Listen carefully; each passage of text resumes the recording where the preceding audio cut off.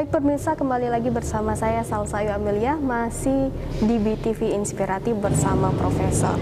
Baik nih Profesor, melanjut obrolan kita sebelumnya, bagaimana nih kesulitan apa yang selalu menjadi kendala dalam menjadi seorang cendekiawan, dan bagaimana merangkul agar calon cendekiawan itu bisa menjadi karakter atau pribadi yang baik seperti yang Profesor bilang tadi. Ya, cendekiawan itu kan tadi saya katakan adalah siapa mereka yang peduli dengan kehidupan, dengan lingkungan, masyarakat dan bangsanya. Gitu. Artinya siapapun kita dalam level apapun dan dalam status apapun, ya mereka yang peduli dengan lingkungannya itulah cendekiawan atau cendekia. Bisa ulama, bisa ilmuwan, bisa konglomerat, politisi, birokrat dan sebagainya, atau masyarakat secara keseluruhan. Jadi siapa saja yang mereka peduli dan mau menolong dirinya, masyarakat, bangsa dan secara keseluruhan, itulah cendekia. Nah, kendala-kendala kita memang di dalam mengapresiasi kepedulian ini, kita kan hidup juga dalam dunia yang bukan vakum ya. Benar. Jadi banyak tarikan-tarikan juga, pengaruh-pengaruh dan godaan-godaan, sehingga ini juga menjadi sebuah kendala besar dalam kita membangun, mengembangkan cita-cita dan harapan kita ini. Contoh misalnya tadi, kehadiran ICMI itu kan ingin membingkai, menjadikan masyarakatnya berkualitas. Dan kualitas itu berawal dari adanya kekuatan imtak dan iptek. Imtak itu iman dan takwa, iptek adalah ilmu pengetahuan dan teknologi. Basicnya itu. Nah, maka itu B.J. Habibie punya program besar. Mari kita mulai, jangan dari yang kecil.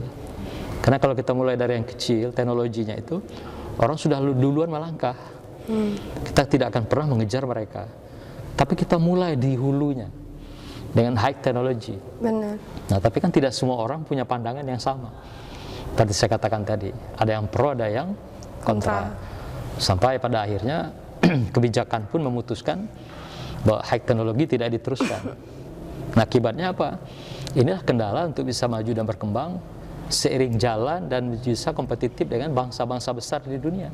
Kendala kita mengembangkan kecendekiawan itu sebagai kepedulian pada masyarakat dan bangsa ini adalah tidak semua seiring jalan dengan kita. Yang tadi diprakarsai oleh Pak Habibie, bagaimana membangun percepatan bangsa ini menuju kesejahteraan, bisa tegak sama dengan negara-negara lain, bangsa lain, adalah dengan high technology. Ternyata kan tidak semua pihak mendukung kebijakan itu. Nah, jadi oleh karena itu, kendala kita seringkali datang dari dalam kita sendiri, dari masyarakat kita juga, bangsa kita juga, sehingga tidak adanya dukungan ini menjadi program besar ini yang mempercepat, membangkitkan bangsa Indonesia dengan impak dan ipteknya itu, ya terbengkalai dan terhenti di tengah jalan. Maka itu program yang sekarang dikembangkan hanya program yang sinergis dan yang datar-datar saja gitu. Tapi tidak ada lompatan-lompatan yang kita inginkan, yang bisa kita jalankan seperti ide awal hadirnya ICMI ini gitu.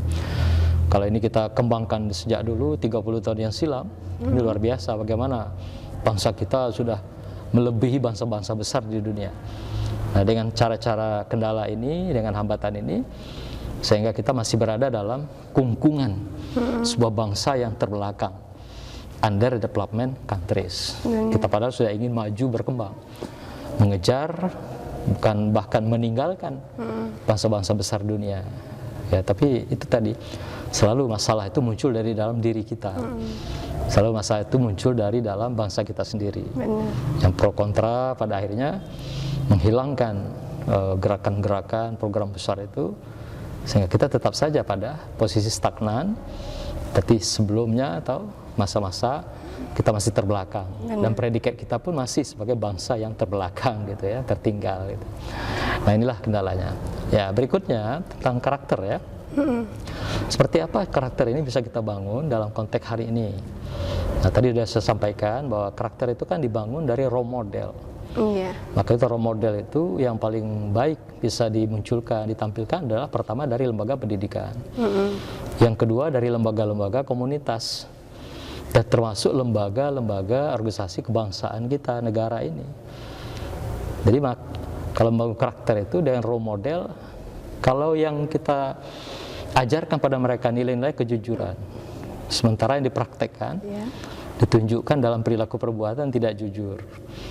Ya, ini sudah menjadi sebuah kendala besar dalam menerapkan tentang karakter itu. Sisi kedua, kita misalnya mengajarkan anak kita tentang amanah, tanggung jawab.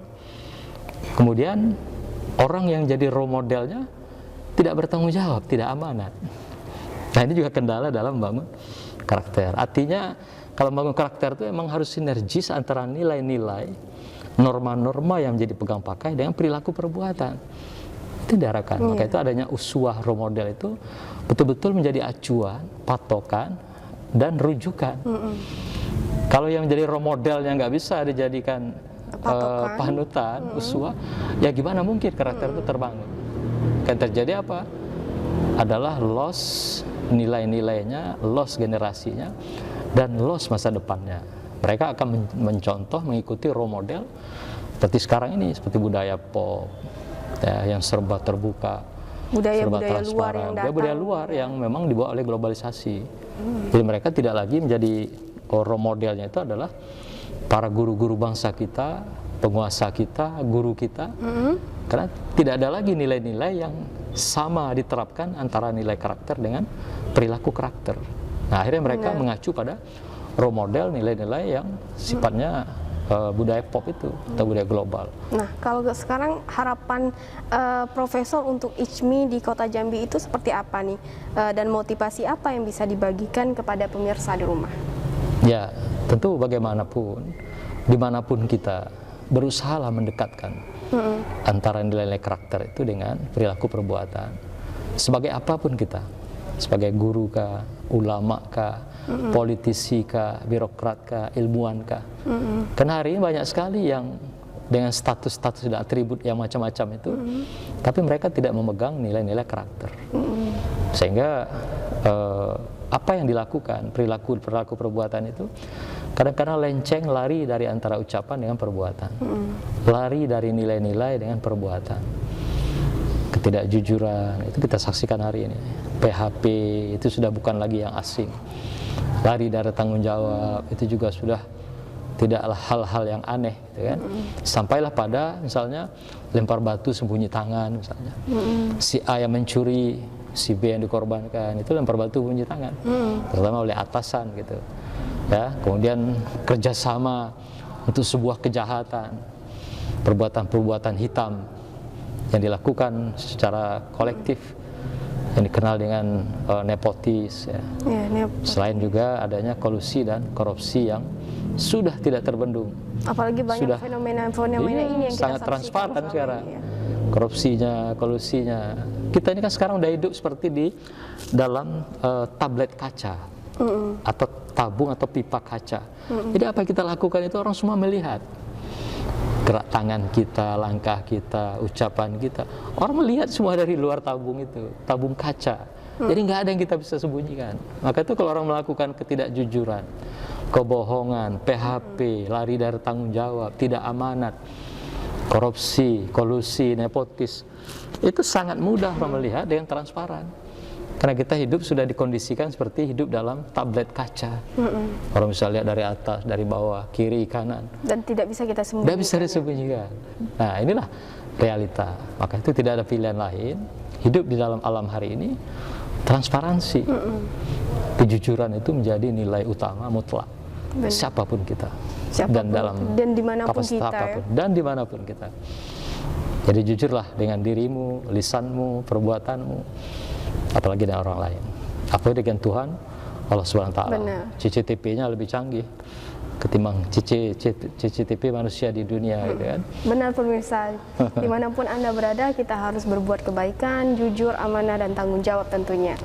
Banyak yang dapat kita ambil pada hari ini, bagaimana Profesor mengatakan bahwa banyak nilai-nilai kehidupan yang harus kita terapkan di kehidupan sehari-hari. Namun pemirsa, waktu saya menemani Anda sangat terbatas. Saya ucapkan terima kasih. Saya Salsayu Amelia dan kru yang bertugas pamit undur diri dan sampai jumpa. Wassalamualaikum warahmatullahi wabarakatuh. Waalaikumsalam warahmatullahi wabarakatuh. Ya.